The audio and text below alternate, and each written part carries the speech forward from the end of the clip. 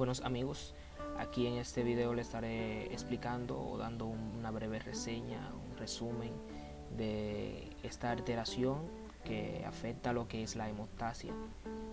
que es conocido como el síndrome de Bernard-Zollier, un síndrome poco común. El síndrome de Bernard-Zollier como enfermedad o síndrome, se puede decir que es una enfermedad genética, la cual es autosómica recesiva.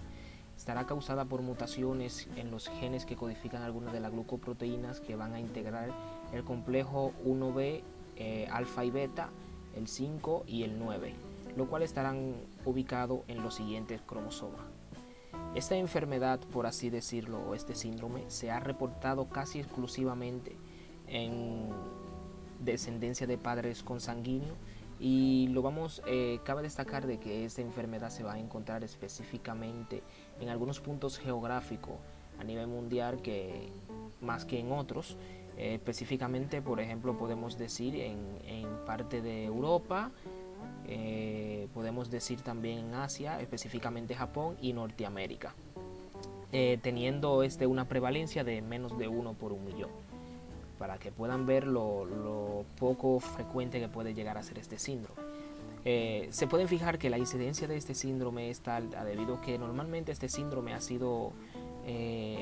mal diagnosticado. Es mal diagnosticado. También podemos decir que el síndrome,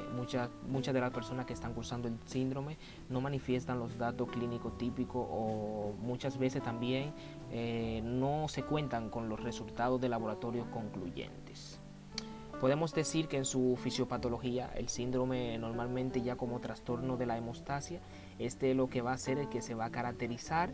por un trastorno en la fusión plaquetaria, el cual pueden fijarte que aquí es una plaqueta. Podemos ver que esta flechita aquí de color verde me está indicando que este es el complejo glucoproteico 1B, por ejemplo, y aquí es el factor de von Willebrand. Entonces, este síndrome como trastorno ya de la función de la plaqueta se va a deber a defectos cuantitativos o cualitativos, por así decirlo, del complejo glucoproteico, que es que el cual no va a servir como un receptor de plaquetas para lo que es este factor de von Willebrand, que es importante para la adhesión de las plaquetas al sitio de lesión vascular, en el momento que tenemos lo que es una lesión vascular. Entonces, en resumen, podríamos decir que se altera,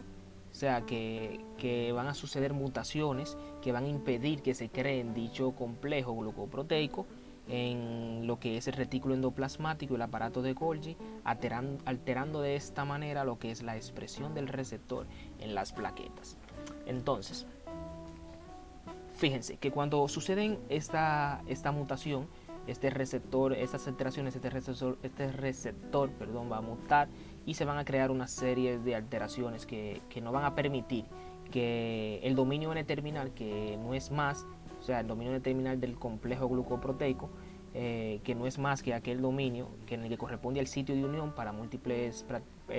proteínas de adhesión y factores de la coagulación y receptores, se una al factor de von Willebrand. Pueden fijarse que este receptor este dominio N-terminal es donde se une el factor de von Willebrand, y así va a evitar que se atrapen las plaquetas en el sitio de la lesión, afectando principalmente lo que es la hemostasia primaria. Además que se va a afectar lo que es la capacidad de la trombina para activar lo que son las plaquetas. Entonces, en estos casos, cuando el paciente se le estimula con una prueba conocida como ritocetina in vitro, se van a observar que hay un bajo conteo de plaquetas. Entonces también vamos a encontrar una aglutinación alterada, porque no se encuentra este complejo glucoproteico, que es bastante importante, y también vamos a encontrar lo que son la presencia de plaquetas gigantes o macroplaquetas. En conclusión, ¿qué podríamos decir? Bueno, podríamos decir que aquí lo que va a pasar es que se va a alterar lo que es la adhesión de las plaquetas al subendotelio. Eso es prácticamente todo lo que anteriormente dije. Entonces, podríamos decir que debido a aquella difusión del receptor, este síndrome se va a distinguir por lo que anteriormente le mencioné, que es una que es la presencia o existencia de macroplaquetas. También vamos a encontrar una trombocitopenia y difusión plaquetaria, lo que me va a conllevar a lo que toda alteración de la hemostasia me provoca, una alteración que me genera sangrado, manifestaciones de hematomas con facilidad y hemorragia severa durante cirugía. Entonces, en estos pacientes se puede fijar que en estos pacientes de síndrome de Bernasoli podemos encontrar que normalmente en sus manifestaciones clínicas vamos a encontrar algunas, prácticamente las manifestaciones clínicas típicas de todas aquellas alteraciones hemostásicas de nuestro cuerpo que sufre nuestro organismo. Entre ellas están lo que son las hemorragias cutáneo-mucosa, las cuales normalmente son aquellas hemorragias, como su nombre lo dice, en la piel y en la mucosa. También vamos a sufrir lo que son equimosis, epístasis, gingivorragia, menorragia abundante y también hemorragia digestiva, que también nos puede conllevar a la producción de melena. También en el diagnóstico podemos decir que en estos pacientes lo que se va a buscar en estos pacientes es la presencia de trombocitopenia con plaquetas aumentadas de tamaño, macroplaquetas,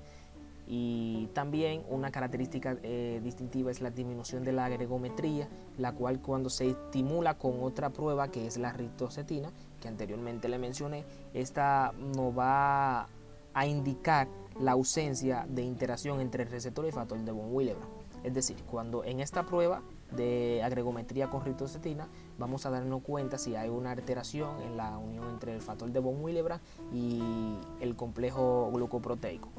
o el receptor de complejo glucoproteico. Entonces también existen otras pruebas, como es el caso de la citometría de flujo, la cual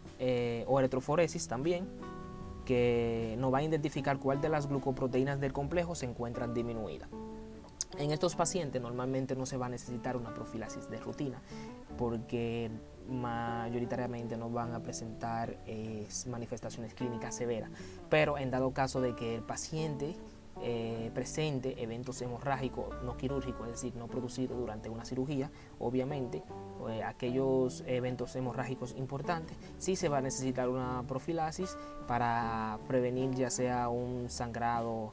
ya sea por una epístasis o por un corte, un traumatismo que el paciente tenga y esté sangrando bastante. Sí va a necesitar que una intervención por parte del médico hasta poder parar dicha hemorragia.